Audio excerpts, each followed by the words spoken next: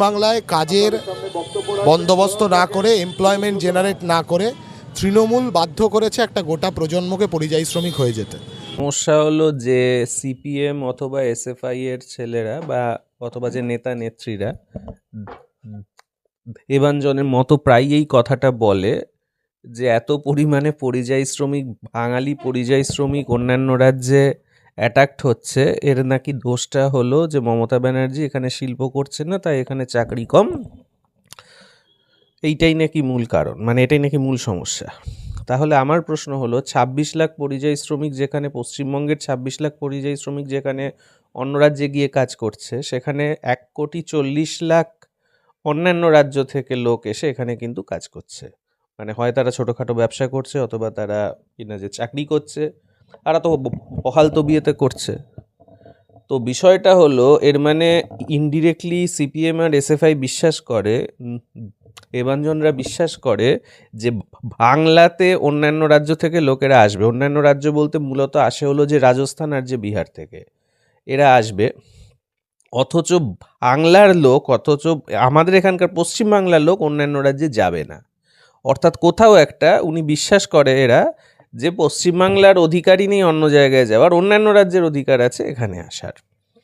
এখন এই বিষয়টা কেন? এই বিষয়টা হলো এই জন্যে যে আমরা জানি যে মার্ক্সবাদ, লেনিনবাদ যাকে বলে, ওর কিন্তু প্রথম যে স্টেপটা আমরা জানি সেটা right two self determination including right two cessation, অর্থাৎ একটা জাতির আত্মনিয়ন্ত্রণের অধিকার।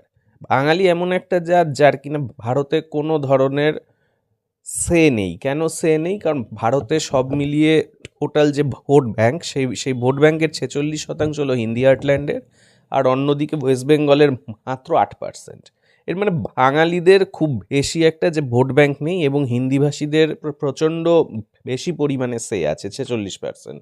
ফলে যেটা হয়, হিন্দিভাষীদের একটা উপনিবেশে পরিণত হয়েছে ওয়েস্ট বেঙ্গল।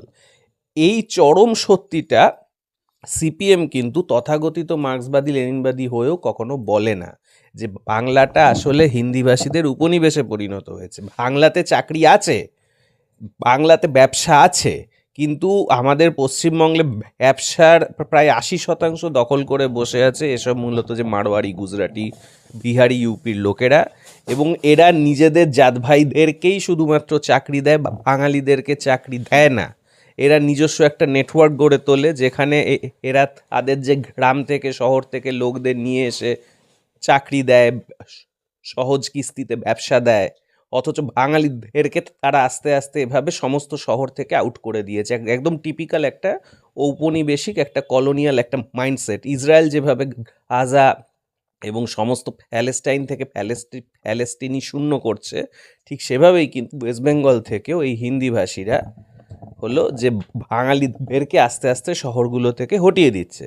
এই চরম সত্যি কথাটা কিন্তু অ্যাকচুয়ালি সিপিএম অথবা এসএফআই কখনো বলে না। এবং এটা কেন বলে না? তার কারণ এই গুজরাটি, মারোয়ারি, বিহারি, ইউপিদের যে পুঁজি থেকেই কিন্তু সিপিএমের কাছে যে ফান্ডিং আসতো, ওরা যখন ক্ষমতায় ছিল। এখন ক্ষমতা নেই, যত ফান্ডিং আসে না। এখন তৃণমূল ক্ষমতায় আছে, এখন তৃণমূলের কাছে ফান্ডিং আসে। কিন্তু বিষয়টা হলো যে সিপিএম এই জন্যেই আসলে এই গুজরাটি, মারোয়ারি, বিহারি, ইউপিদের মূলত গোলাম এই বাঙালি সিপিএম এসএফআইরা, এবং এদের যে ঔপনিবেশিক লুট যেটা কিনা ওয়েস্ট বেঙ্গলে করছে, এটাতে তারা যখন শাসনে ছিল তারা কিনা মদত দিয়েছিল। শেষ অবধি সিঙ্গুর নন্দীগ্রাম করতে গেছিলো, যেখানে বাঙালি কৃষককে উচ্ছেদ করে এসব গুজরাটি, মারোয়ারিদের সমস্ত ব্যবসাপাতি করতে যে জমি দিয়ে দেওয়ার ছক কষেছিল, কিন্তু বাংলার কৃষক পুরোপুরি সেটাকে ভেস্তে দিয়েছে। এখন মমতা ব্যানার্জিটাই ক্ষমতায় এসছে। এবার মমতা ব্যানার্জিও তো এদের কাছ থেকেই পয়সা নিচ্ছে, তৃণমূল পার্টিও আছে, এরাই ব্যবসা করে, এদের কাছ থেকেই নিচ্ছে। কিন্তু মমতা ব্যানার্জি এক্সট্রা জমিটা কেড়ে নিয়ে, কৃষকদের জমি কেড়ে নিয়ে এদেরকে আর এক্সট্রা জিনিসটা দিচ্ছে না। এই জন্য বাঙালিরা মনে করছে যে মমতা ব্যানার্জি সিপিএমের থেকে মন্দের ভালো। এই জন্যে এখন মমতা ব্যানার্জি জিতছে, সিপিএম হারছে, এবং যতদিন সিপিএম এই ধরনের কথা বলবে আরও হারবে, শূন্য থেকে মহাশূন্য হবে। বাংলায় যেভাবে বাঙালির যে আন্দোলন দেখি, রাত দখল, কিন্তু পরিযায়ী শ্রমিক জুয়েল রানা মারা গেল, তেমন কোনো আন্দোলন দেখতে পারে না, নর্মাল আন্দোলন। এটাই তো বলছি আমি, কারণ এরা বিশ্বাস করে যে বাংলায় রাজস্থানী, বিহারি, মারওয়ারিরা এসে লুটে পুটে খাবে, কিন্তু বাঙালিরা অন্য জায়গায় গিয়ে রোজগার করবে না, কারণ বাঙালিদের ওরা উপনিবেশ হিসেবেই ভাবে, ওরা গুজরাটি মারোয়ারিদের চাকর হিসেবেই ভাবে, একটা দাস, অর্থাৎ কিনা যে রেড ইন্ডিয়ান অথবা প্যালেস্টিনিদের মতো মানে উচ্ছেদ করাটাই বাঙালি, মানে উচ্ছেদ হয়ে যাওয়াটা বাঙালিদের নিয়তি, এটাই সিপিএম বিশ্বাস করে। ওই জন্য এগুলো নিয়ে আন্দোলন করে না, আন্দোলন করে এসব এই ফালতু মানে কোথাও হয়তো একটা ধর্ষণ হয়েছে, যখন কিনা জ্যোতি বসুর আমলে ভানতলা রেপ কেস হয়েছিল, জ্যোতি বসু বলেছিল ইট হ্যাপেন্স, এরম হয়, ওটা নিয়ে আনন্দবাজার বর্তমান অনেক আজে বাজে কথা বলেছিল জ্যোতি বসুকে, কিন্তু জ্যোতি বসু নিজের পয়েন্টে স্টিক ছিল, ইট হ্যাপেন্স। কথাটা হলো যে মমতা ব্যানার্জি তো বলেনি ইট হ্যাপেন্স, কিন্তু আমি মনে করি জ্যোতি বসু ঠিকই বলেছে ইট হ্যাপেন্স। যেমন খুন হয় সেরকম ধর্ষণ হয়, এগুলো হতেই থাকবে। এটা কি মানে আরও মানে এর জন্য কখনো আন্দোলন হয় না?